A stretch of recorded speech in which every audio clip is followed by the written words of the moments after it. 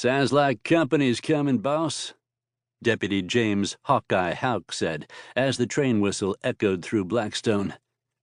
"Yep." Sheriff Buck Trammel set his coffee mug on his desk and got to his feet. "It certainly does." Unlike some residents, he found the new sound of a train whistle echoing throughout town to be charming.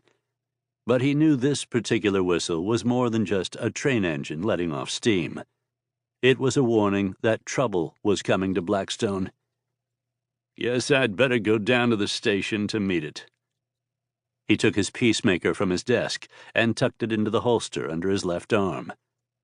It had been a long time since he'd been a Pinkerton, but he'd never gotten comfortable with wearing a gun on his hip. "Head off whatever trouble I can." He was still getting used to the idea that Blackstone had a train station. Adam Hagen had built a railroad spur north from the main line in Laramie, so he could take his wood from the mill and his cattle to market in the city. The short line ran on a regular schedule and at his convenience. A trip that used to take half a day now took about 30 minutes. Unfortunately, the train not only served to take goods and people down to Laramie, but to also bring them up to Blackstone, hence the reason for Trammel's concern.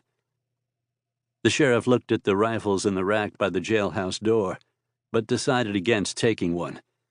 It might put people on more of an edge than they already were. He figured his size and the peacemaker would serve as suitable deterrents.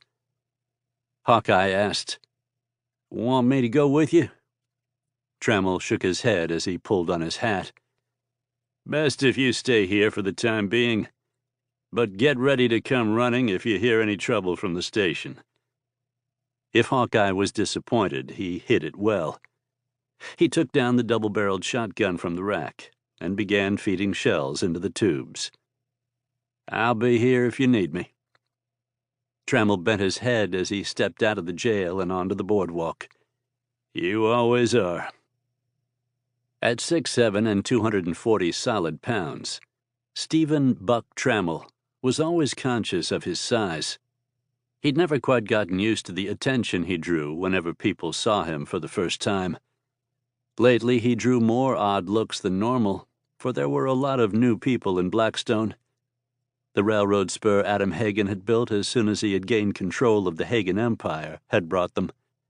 The building boom he had started meant they'd stayed.